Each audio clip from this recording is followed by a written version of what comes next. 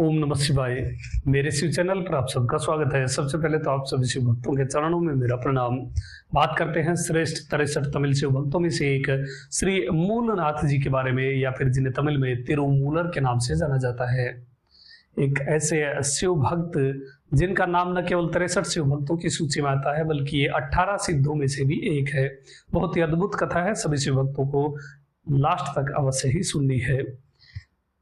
तिरुमूलर के जन्म के बारे में मैं बताऊं तो ऐसा कुछ भी हमें प्राप्त नहीं होता है, क्योंकि श्री मूलनाथ जी, या फिर जिन्हें तिरुमूलर के नाम से जाना जाता है, जो इनका एक्चुअल नेम नहीं है। इनका नाम था श्री सुंदरनाथ। श्री सुंदरनाथ जी एक सिद्ध थे जो कैलाश पर्वत पर रहते थे। एक बार इनकी इच्छा आई अन्य शिव क्षेत्रों के भ्रमण की हुई। इनके मन में भावना उत्पन्न हुई कि दूसरे जो शिव क्षेत्र है कैलाश, हालांकि ये कैलाश पर ही रहते थे दूसरे सिद्धों के साथ स्वामी की सेवा में, तो इनकी इच्छा हुई कि दूसरे शिव क्षेत्रों का मैं भ्रमण करूं और वहां स्वामी की सेवा करूं।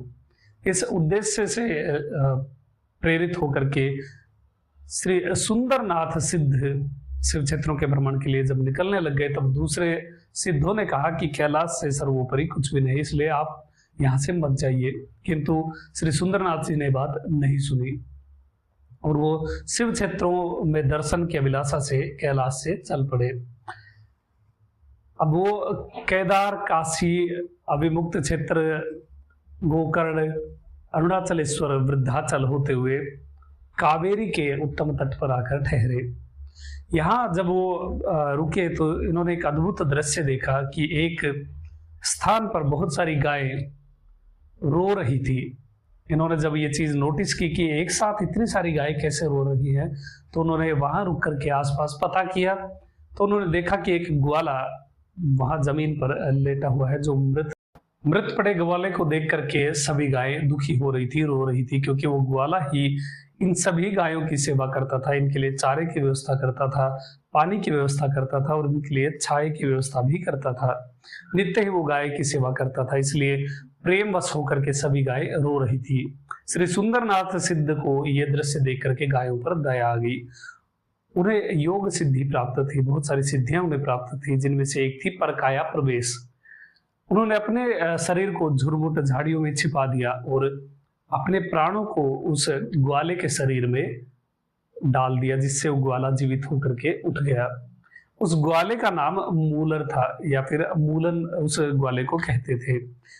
इन सिद्ध का नाम श्री सुंदरनाथ था। जब ग्वाले के शरीर में श्री सुंदरनाथ जी प्रवेश किए, उसके बाद सभी गाय प्रसन्न हो गई कि वो ग्वाला जीवित हो उठा है। वहां उस ग्वाले के शरीर में रह करके उन सिद्ध ने गायों की सेवा की, और जैसे ही संध्या हुई तो गायें अपने जो उनका स्थान था जहां पर वो बंधती थी, अपने गांव की ओर चल दी। सुंदरनाथ जी भी उस ग्वाले के शरीर में जो प्रवेश कर चुके थे, उन गाय के पीछे पीछे जाने लग गए और उन गायों को उस गौशाला में उन्होंने बांध दिया। जब बहुत देर हो गई और उस ग्वाले की पत्नी, जो कि उस ग्वाले की प्रतीक्षा कर रही थी, जो इस पूरे दृश्य से अनभिज्ञ थी, उसे पता ही नहीं था कि क्या हो रहा है, उसने देखा कि ग्वाला जो मूलन था वो घर आने में बहुत देर कर रहा था, वो बाहर ही खड़ा था। ये देख करके वो उसके पास आई, समीप आई। उसे नहीं पता था कि उसका पति नहीं, एक सिद्ध उस शरीर में है। वो जैसे ही पास आने लग गई तो उन सिद्ध ने, उन मूलन ने उसे वहीं रोक दिया और उन्होंने कहा कि तुम्हारा और मेरा कोई भी रिश्ता नहीं है। जैसे ही उसने जबरदस्ती, उनकी पत्नी ने उन्हें उस ग्वाले को गले लगाना चाहा, तो उन सिद्ध के मुख से उस ग्वाले के शरीर में जो सुंदरनाथ आए हुए थे, उनके मुख से शिव शिव निकला, जबकि ग्वाला वैष्णव था, वो कभी शिव नाम नहीं लेता था। ये दृश्य देख करके उनकी पत्नी, उस ग्वाले की पत्नी बहुत व्यथित हुई। उसे लगा कि इसके ऊपर कुछ जादू टोना हो गया है या किसी प्रेत का परछाई आ गई है, इसलिए ये ऐसी बातें कर रहा है। उसने अपने रिश्तेदारों को, जो भी उस ग्वाले के भाई बंधु थे, उनको इकट्ठा किया और पूरे दृश्य से अवगत कराया। किंतु उस ग्वाले ने सीधा सीधा मना कर दिया कि मैं इस घर में कभी प्रवेश नहीं कर सकता और मेरा शिव के अतिरिक्त कोई भी नहीं है। जब इस दृश्य को, उस भावना को देखा उन सभी परिवारजनों ने, उन बंधुओं ने, तो उस ग्वालिन को, जो उस ग्वाले की पत्नी थी, उसे समझाया कि ये जो अवस्था इसे प्राप्त हुई है ये सब चीजों से ऊपर है, ये तुझ पर रुष्ट भी नहीं है और ना ही इसका कहीं और प्रसंग किसी अन्य स्त्री के साथ चल रहा है। इसमें जो अभी अवस्था आई हुई है ये अद्भुत है, इसलिए तुम इसे भूल जाओ। यहां से संतुष्टि प्राप्त करके उस ग्वाले के शरीर में घुसे हुए श्री सुंदरनाथ जी ने वहां से प्रस्थान किया और एक जिस स्थान पर उन्होंने अपने निज शरीर को छुपाया था वहां जाकर के उस शरीर को ढूंढने लग गए, किंतु वो शरीर उन्हें कहीं भी ढूंढने से नहीं मिला। इस अद्भुत दृश्य से स्वयं सुंदरनाथ जी भी बहुत व्यथित हुए और अचरज में पड़ गए। फिर उन्होंने वहीं बैठ करके ध्यान किया और पूरी स्थिति का पता लगाया। तब उन्हें पता चला कि स्वयं गंगाधर भगवान शिव का आदेश है कि इसी शरीर में रहकर, इस ग्वाले के शरीर में रहकर ही सुंदरनाथ को उपनिषदों और सभी आगमों का सार तमिल भाषा में सभी जन के लिए सुलभ करवाना है।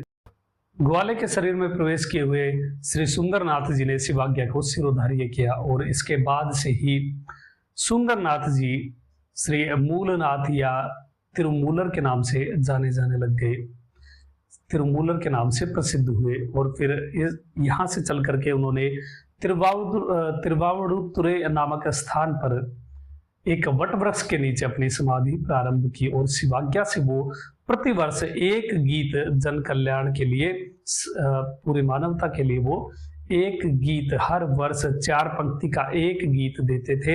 इस प्रकार 3000 गीतों के संग्रहण को तिरुमंतिरम नामक ग्रंथ के रूप में जाना जाता है, जो तिरुमूलर या फिर मूलनाथ की कृति है।